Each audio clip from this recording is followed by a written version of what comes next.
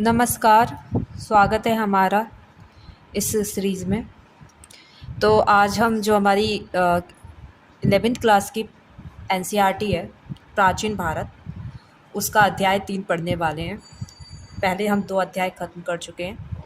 अगर आप नया देख रहे हैं, नए हैं, तो पहले उन 2 चैप्टर को आप देख लिए। आपकी एक नींव उससे रखी जाएगी, एक फाउंडेशन हो जाएगा। तो शुरू करते हैं। तो हमने जो पहले अध्याय है उसमें क्या पढ़ा था कि जो इतिहास है, इतिहास लेखन की आवश्यकता ही क्यों है, क्यों हमें नीड है कि इतिहास को लिखा जाए।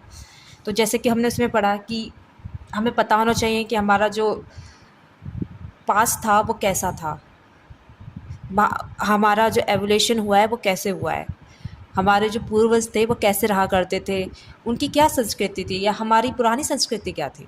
तो उसके बारे में हमें जानने के लिए इतिहास को पढ़ना आवश्यक है। उसके बाद कि ठीक है, हमने पास्ट तो जान लिया, लेकिन इतिहास एक बेहतर भविष्य की ओर चलने की भी प्रथा है कि आप इतिहास से सीखकर बेहतर भविष्य का निर्माण कर सकते हो। ठीक है, तो जैसे कि कुछ जो बुराइयां थी इतिहास में या फिर पुराने समय में, आज वो बुराइयों को ख़त्म करके हम अपना विकास कर सकें, तो उस बारे में हमने पढ़ा था। फिर जो हमारा दूसरा अध्याय था उसमें हमें कुछ राइटर्स के बारे में पढ़ा, कुछ लेखक जिन्होंने इतिहास का निर्माण में अपनी बहुत महत्वपूर्ण भूमिका निभाई है, उनके बारे में हमने जाना, उनके बारे में हमने समझा, जिसमें यूरोपियन भी थे और इंडियन भी थे। तो यूरोपियन ने अपनी दृष्टि से इतिहास को लिखा, इंडियन ने अपनी दृष्टि से इतिहास को लिखा। तो ये था। अब ये जो चैप्टर है, ये चैप्टर है कि स्रोतों के प्रकार और इतिहास का निर्माण। मतलब इतिहास के निर्माण में हमें किन किन वे कौन से स्रोत हैं जिनके माध्यम से हमें इतिहास निर्माण में मदद मिली है, सहायता प्राप्त हुई है। तो ये उसके बारे में बताया गया है। क्योंकि ठीक है, इतिहास हमने पढ़ा, उसको समझा, जाना, लेकिन बात ये उठती कि एग्जैक्ट ये इतिहास है या ये सही है या नहीं, ये हमें कैसे पता चलेगा।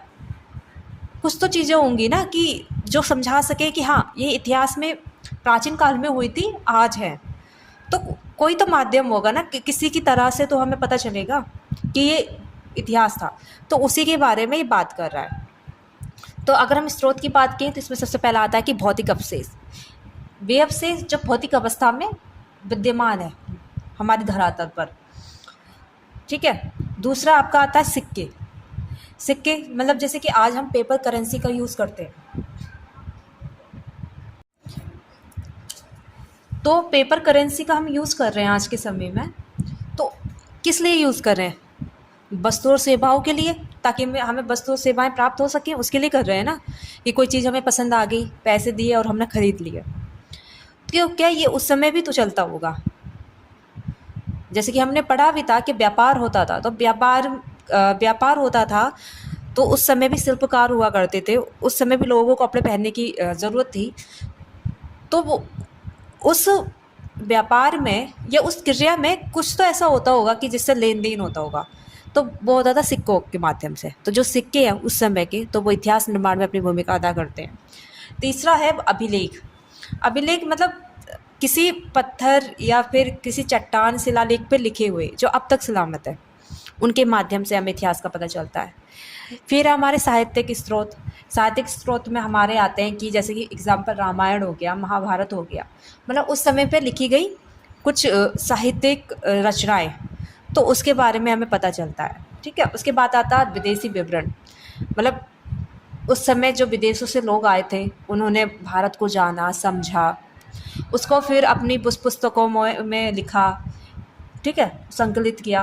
तो ये क्या है? विदेशी विवरण। तो ये सब क्या है? स्रोत है इतिहास को जानने के लिए।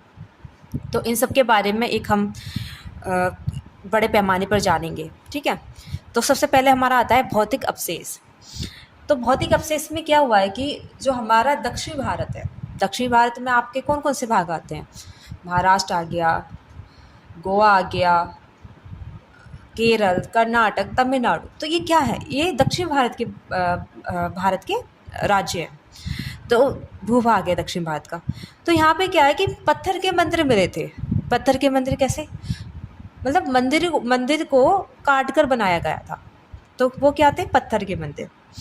तो उनसे हमें पता चलता है। और जो हमारा पूर्वी भारत में हमारा, जिसमें बंगाल आ गया, आसाम आ गया, पश्चिम बंगाल आ गया, झारखंड, ये सब जो राज्य हैं जो पूर्वी तरफ के हैं, पूर्वी उत्तर प्रदेश, ये सब, इसमें ईंटों के बिहार मिले।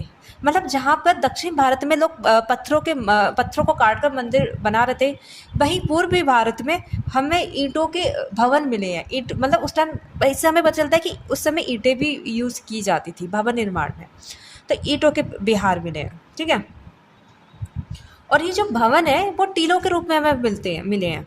मतलब ऐसा नहीं है कि प्रॉपर एक तरीके से, मतलब एक संरचना सी खड़ी है कि हाँ जी ये एक आपकी संरचना खड़ी है तो ये क्या कहते हैं उस समय का भवन है, नहीं, वो टीला के रूप में हमें प्राप्त हुए हैं। अब क्वेश्चन उठता है कि टीला क्या है। तो टीला धरती की सतह का एक उभरा हुआ भाग है। जैसे कि कोई धरती है, माना ये धरती है, तो इस धरती पे एक उभरा हुआ भाग होगा। ये धरातल क्या है, समतल धरातल है, ठीक है। तो इसमें जो उभरा हुआ भाग है वो टीला हो गया, ठीक है। और जिसके नीचे पुरानी बस्तियों के अवशेष मिलते हैं। और इस टीले के अंदर ना कुछ बस्तियां होंगी जो दबी हुई है। तो इन बस्तियों के दबे होने के अवशेष हमें मिले हैं। तो ये हो गया आपका टीला। अब आते हैं प्रकार। तो ये प्रकार किस चीज़ के, ये है संस्कृति के प्रकार। मतलब हमें कौन, टीले के अंदर कौन कौन सी संस्कृति मिली है। टीलों के अंदर जो हमें संस्कृति मिली है, हमें मुख्यतः 3 प्रकार की संस्कृति मिली है। जो हमारे इतिहासकार हैं उन्होंने इनको 3 प्रकार में विभाजित किया है। जिसमें पहली है एकल सांस्कृतिक, दूसरी है मुख्य सांस्कृतिक, तीसरी है बहुसांस्कृतिक। अब इनके अर्थ क्या है। तो जो एकल सांस्कृतिक है, इसका अर्थ है सर्वत्र एकल संस्कृति विद्यमान। मतलब हर जगह एक ही संस्कृति मिलेगी। उदाहरण के लिए हम कह सकते हैं कि कोई एरिया है, मतलब एक एरिया है, मतलब एक भूभाग है, माना ए।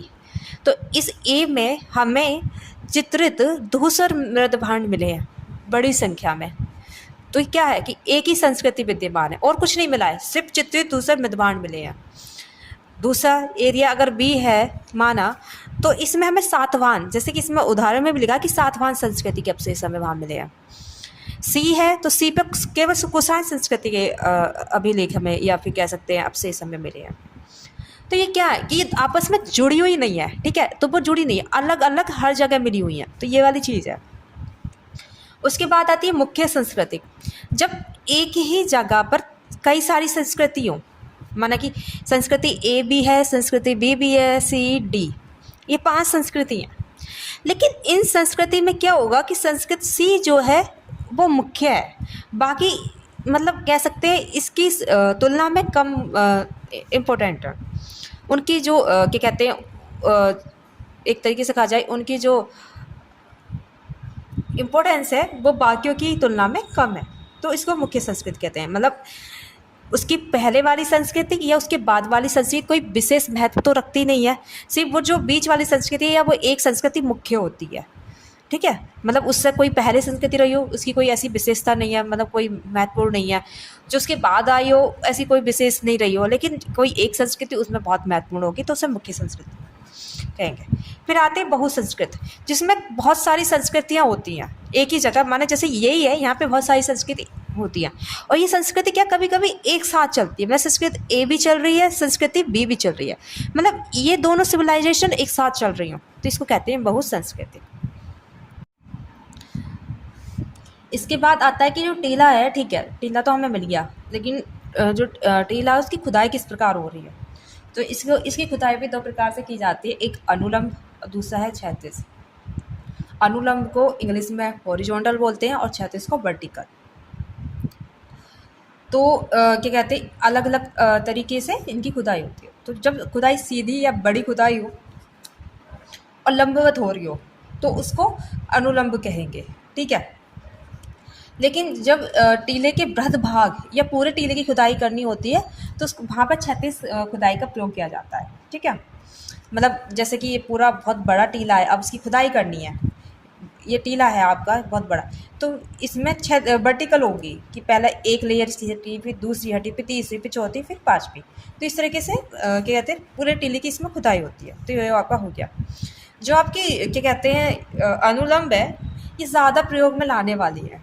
जो हमारे आर्कियोलॉजिस्ट हैं वो इसी खुदाई को ज़्यादा प्रयोग करते हैं। इसका रीज़न है कि इस खुदाई में होने वाला खर्च कहीं न कहीं कम होता है। लेकिन जो क्षैतिज है ये कम प्रयोग में होती है, क्योंकि इसमें होने वाला जो खर्च है बहुत अधिक होता है और बहुत क्या कहते हैं इसको, एक तकनीकी के माध्यम से को किया जाता है। ऐसे नहीं शुरू होगा कि आपने फावड़ा लिया और आपने खोदना शुरू कर दिया। इससे क्या होगा कि जितने भी अवशेष हैं वो तो टूट जाएंगे। ठीक है, तो उस हिसाब से मतलब बहुत एक तरीके से, एक सलीके से खुदाई होती है। ऐसा नहीं कि हम खुदाई सोच रहे हैं तो जैसे कि हमारे यहाँ पे हो गया गड्ढा खोदना हो गया, भाई लाओ फावड़ा और खोदना शुरू कर दो। नहीं, ऐसा नहीं होता है।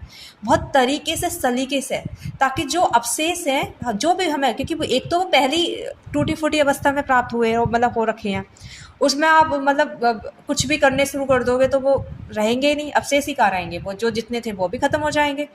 तो उसको एक तरीके से, ताकि जो अवशेष है वो सही प्रकार हमें मिल जाए। तो जैसे कि हम देखते हैं, आपने देखा होगा कुछ मूवीज़ वगैरह में, स्पेशली हॉलीवुड मूवीज़ में, वो जो क्या कहते हैं, एक्चुअली मैं नाम मुझे भूल भूल रही हूँ, मुझे सच कुछ नाम याद नहीं आ रहे हैं। क्या कहते हैं, हाँ अभी क्या कहते हैं, एक मूवी आई थी बॉलीवुड में भी, राम सेतु। तो उसमें अक्षय कुमार को एक आर्कियोलॉजिस्ट दिखाया गया है, जिसमें वो मतलब इतिहास के बारे में जानते हैं। तो उसमें दिखाते हैं कि अफ़गानिस्तान में जाकर वो खुदाई कर रहे होते हैं। तो अब देखते हैं कि उसमें ब्रशेस का यूज़ होता है, कितनी सॉफ्टली मतलब हाथों में ग्लव्स वगैरह पहन के और ब्रशेस का यूज़ कर रहे हैं, तरीके से मतलब उसको निकाल रहे हैं, ताकि उस जो भी अवशेष हमें मिल रहे हैं वो किसी तरीके से, किसी भी प्रकार से डैमेज ना हो। ठीक है, तो ये भी एक बहुत बड़ी टेक्निक है। मतलब ऐसा नहीं है कि मतलब कि हाँ भी खुदाई करना, कुछ भी करना, इसके पीछे भी एक विज्ञान है, एक साइंस है, उस तरीके से इसको किया जाता है ताकि वो सुरक्षित रहें। तो ये हो गया टीला की खुदाई। तो वही है कि जो वर्टिकल है वो थोड़ी खर्चीली ज़्यादा है, उसमें थोड़ी क्या कहते हैं, थोड़ी तकनीकों की ज़्यादा ज़रूरत होती है, तो इसलिए इसको कम यूज़ किया जाता है। और जो हमारी हॉरिजॉन्टल है उसको ज़्यादा यूज़ किया जाता है। उसके बाद जो हमारा नया टॉपिक वो रहेगा मेगालिथ या महापाषाण। इसको हम कल शुरू करेंगे। आज के लिए इतना ही, धन्यवाद।